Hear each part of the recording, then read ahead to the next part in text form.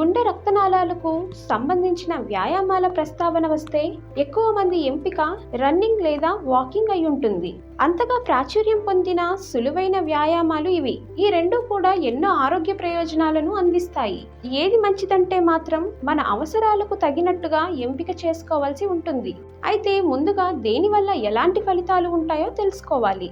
Walking రోజువారీగా సులువుగా చేసే వ్యాయామాల్లో నడక ఒకటి. వేగంగా నడిచే బ్రిస్క్ వాక్ అయినా, పార్కుల్లో విశ్రాంతిగా నడిచినా దేని ప్రయోజనాలు దానికి ప్రత్యేకం. కీళ్లకు మంచిది. రన్నింగ్లా కాకుండా వాకింగ్ కీళ్ల మీద తక్కువ ఒత్తిడిని కలిగి ఉంటుంది. ఆర్థరైటిస్ సమస్యలు ఉన్న వాళ్లకు నడక మంచి ఎంపిక. ఎవరైనా సరే వయసు, ఫిట్నెస్ స్థాయిలతో సంబంధం లేకుండా అందరూ నడవగలరు. కాబట్టి వ్యాయామం కొత్తగా మొదలు పెట్టేవాళ్ళు వాకింగ్తో ప్రారంభించడం మంచిది.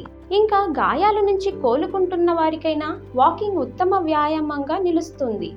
గుండెకు అండ.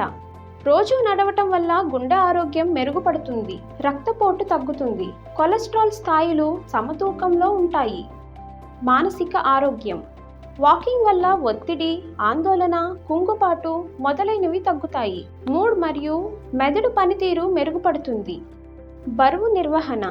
రన్నింగ్ అంత కాకపోయినప్పటికీ శరీరంలో అధికంగా పేరుకున్న క్యాలరీలను కరిగించటంలో వాకింగ్ ఎంతో కొంత సహాయపడుతుంది. నడకకు ఆరోగ్యకరమైన ఆహారం తోడైతే బరువు తగ్గించుకోవచ్చు. రన్నింగ్ వాకింగ్తో పోలిస్తే రన్నింగ్ కొంచెం తీవ్రమైన వ్యాయామం కిందకి వస్తుంది. దీని ప్రయోజనాలు దీనికి ఉన్నాయి. క్యాలరీలు కరుగుతాయి. వాకింగ్తో పోలిస్తే రన్నింగ్తో ఎక్కువ క్యాలరీలు కరుగుతాయి. అలా అధిక బరువు వదిలించుకొని ఫిట్నెస్ మెరుగుపరుచుకోవటానికి రన్నింగ్ ఉత్తమమైన మార్గం. గుండె ఆరోగ్యానికి. ఓ మోస్తారు నుంచి కొంచెం తీవ్రమైన రన్నింగ్ వల్ల గుండె, ఊపిరితిత్తులు బలోపేతం అవుతాయి. అలా శ్వాస వ్యవస్థ సామర్థ్యం పెరుగుతుంది. ఎముకల దారుఢ్యానికి. రన్నింగ్ ఎముకల పెరుగుదల, వాటి సాంద్రతను ప్రేరేపిస్తుంది. ఎముకల దారుఢ్యాన్ని పెంచి ఆస్టియోపోరోసిస్ ముప్పును తగ్గిస్తుంది. ఒత్తిడి నిర్వహణలో. నడకలో లాగే రన్నింగ్ కూడా శరీరంలో ఎండార్ఫిన్ల విడుదలకు కారణమవుతుంది. ఇవి ఒత్తిడిని తరిమేస్తాయి, మూడును మెరుగుపరిచి ఉపశమనాన్ని ఇస్తాయి.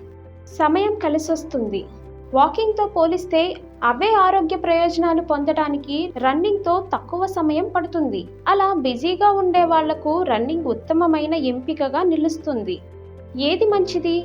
ఇది ఎవరికి వారే నిర్ణయించుకోవాలి. వ్యక్తిగత అభిరుచులు, ఫిట్నెస్ లక్షణాలు, శారీరక సామర్థ్యాన్ని బట్టి వాకింగ్ చేయాలా, రన్నింగ్ చేయాలా అనేది ఆధారపడి ఉంటుంది. ఇప్పుడే మొదలు పెట్టేవాళ్ళు, కీళ్ల నొప్పులు ఉన్న వాళ్లకు నడక మంచి ఎంపిక. ఇక క్యాలరీలు ఎక్కువగా కరిగించుకోవాలని అనుకుంటే మాత్రం రన్నింగ్ ను ఎంచుకోవచ్చు. అయితే రన్నింగ్ ను నెమ్మదిగా ఆరంభించాలి. శరీరానికి గాయాలు కాకుండా తగిన జాగ్రత్తలు తీసుకోవాలి. ఫిట్నెస్ నిపుణుడిని సంప్రదించిన తరువాతే ఏ వ్యాయామాన్ని అయినా మొదలు పెట్టడం మంచిది. ఎక్కువ కాలం పాటు చేయగలిగే వ్యాయామాన్ని అంటిపెట్టుకొని ఉండాలి. అప్పుడే ఆరోగ్యకరమైన, ఆనందకరమైన జీవితం సొంతం చేసుకోవచ్చు.